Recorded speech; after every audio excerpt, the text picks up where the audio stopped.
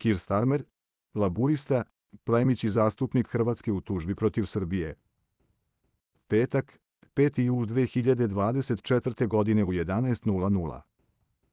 Laburista sa plemićkom titulom, protivnik levog krila stranke, Keir Starmer je od danas na čelu britanske vlade posle ubedljive pobede na parlamentarnim izborima. Tokom advokatske karijere bio je i zastupnik Hrvatske u tužbi protiv Srbije pred Međunarodnim sudom pravde u Hagu.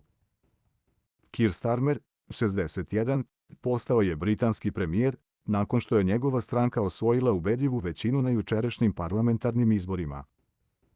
Diplomirao je pravo na Univerzitetu u Leedsu 1985. godine i bavio se advokaturom.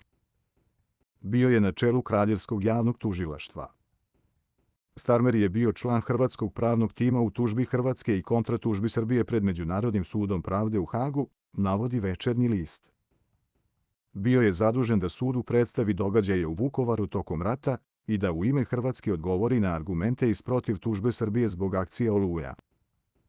Uspon u političkoj karijeri počinje 2015. godine, kada je izabran za poslanika Donjeg doma britanskog parlamenta. Za lidera laburista izabran je posle Jeremija Corbina 2020. godine, odmah nakon što je stranka pretrpela svoj najveći poraz na opštim izborima u poslednjih 85 godina.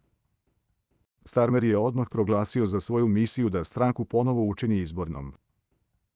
4 godine kasnije, lider stranke sprema se da stane na čelo britanske vlade.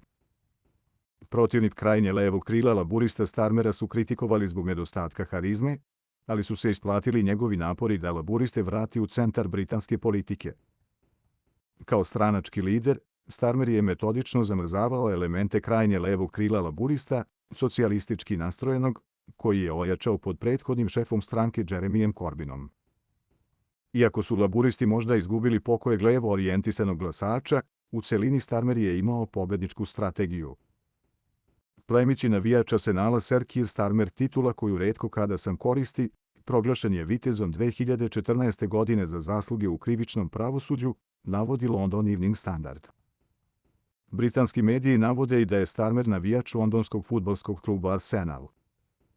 Za Britaniju u službi radnih ljudi Starmer je u pobedničkom govoru istakao da 4,5 godine rada menjaju stranku.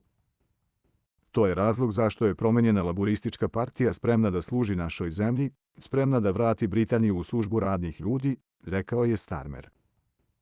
Slaveći trijumf, Starmer je najavio da će delovati brzo, da počinje misija nacionalne obnove i obećao da će podići životni standard Britanaca. Poverenje građana vratit će modelima u svom prvom obraćanju na funkciji premijera Velike Britanije. Keir Starmer rekao je da je zemlja glasala za promene i da se nedostatak poverenja građana može povratiti samo delima, a ne rečima.